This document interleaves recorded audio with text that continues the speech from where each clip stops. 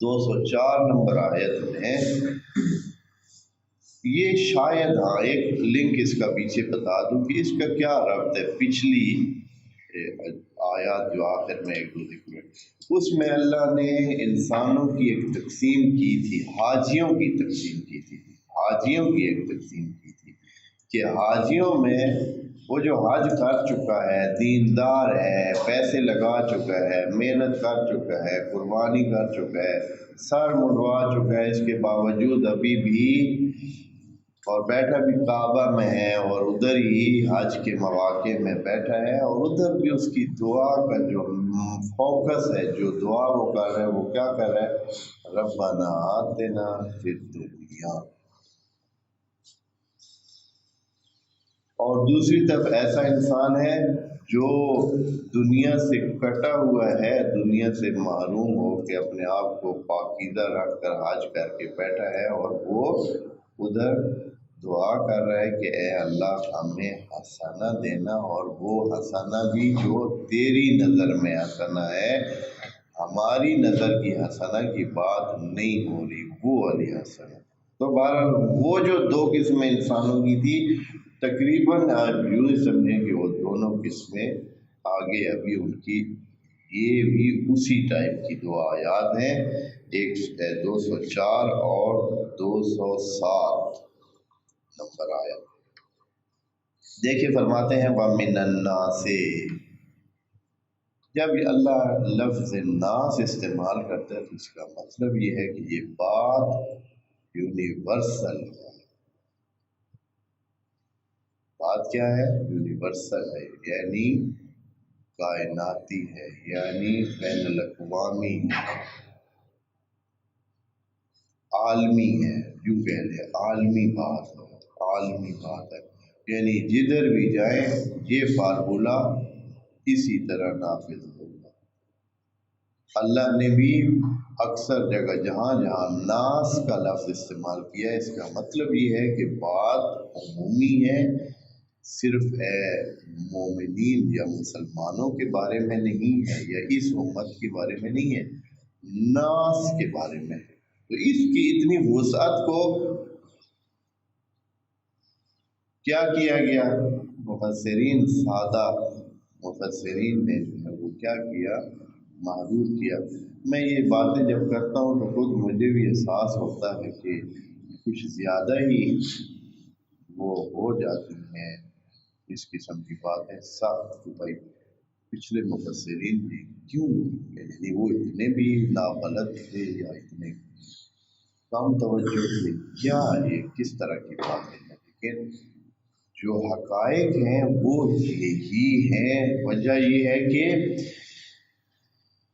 نبی کے زمانے میں جنہوں نے تفسیر کی باتیں نقل کی ہیں وہ دو قسم کے لوگ تھے۔ خود نبی کی طرف سے تو بہت کم نقل ہوئی، یعنی خود نبی نے تفسیر کی ہو کہ اس کی یہ تفسیر پڑتی ہے، وہ تو ہے ہی نہیں، یا شاذ و نادر ہے۔ جو نبی کے آس پاس میں صحابہ کرام تھے انہوں نے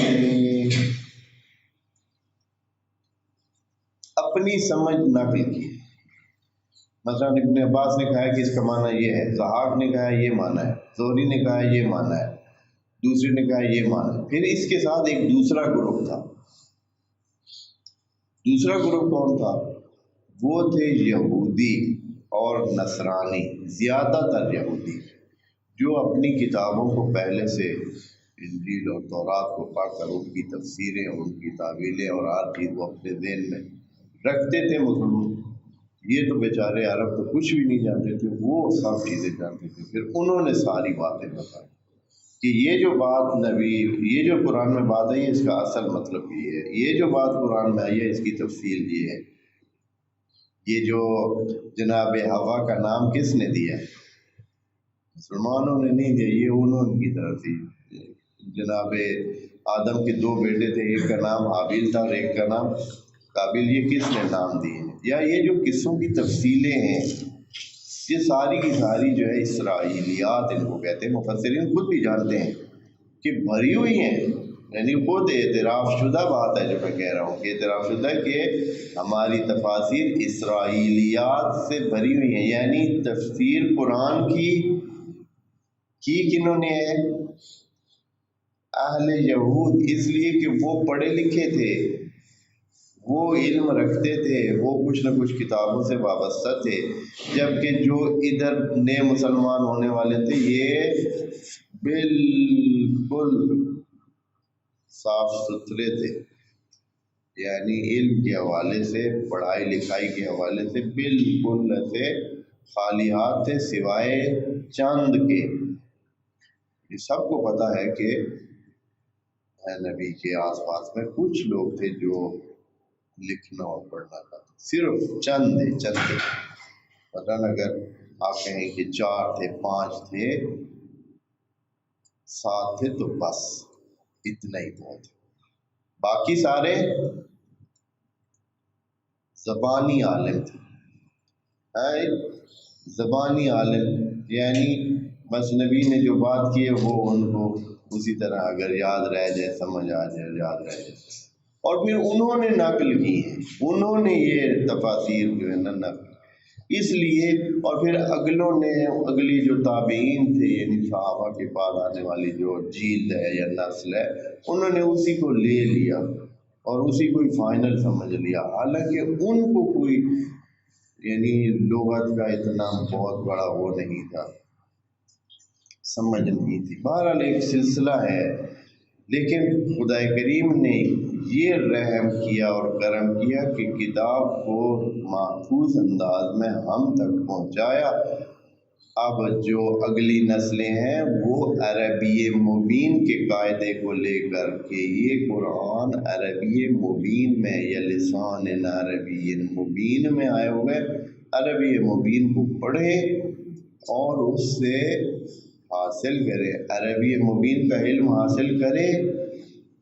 قرآن اس کے سامنے خود بخود کھل جائے گا اور خود بخود اس میں تمام تفصیلات نظر آئیں گی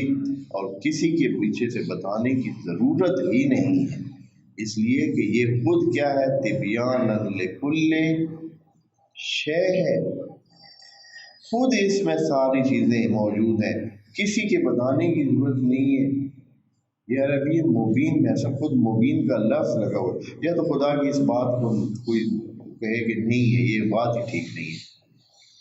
عربی مبین ہے، قرآن مبین ہے، یعنی خود ہی اصلاً اس میں بیان موجود ہے، اور نبی کو کہا گیا ہے کہ ہم نے اس کو وقفے سے نازل کیا تاکہ لتبین للناس ما نزل الیہم، تاکہ تو بیان کرے، یعنی نبی کو بھی حکم دیا ہے بیان کا، جہاں جہاں پھر بھی ابتدا میں ممکن ہے کچھ جو لوگوں کو جو علم نہیں رکھتے تھے تو ان کو ہو سکتا ہے بیان کی جتنی ضرورت تھی نبی نے وہ بیان اس وقت جو پوچھا اصحاب نے تو نبی نے فوراً اس کو بیان فرما دیا، اور وہی معیار ہے، یعنی قرآن کے مطابق جو بیان ہوگا وہ حدیثیں اور وہ باتیں نبی کی اور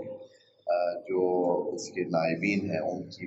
وہی باتیں مہم ہیں، اور انہوں نے بھی یہی کہا ہے، نبی نے بھی یہی کہا ہے، جو بات میری قرآن کے ساتھ میچ کرے وہ ٹھیک، جو نہ میچ کرے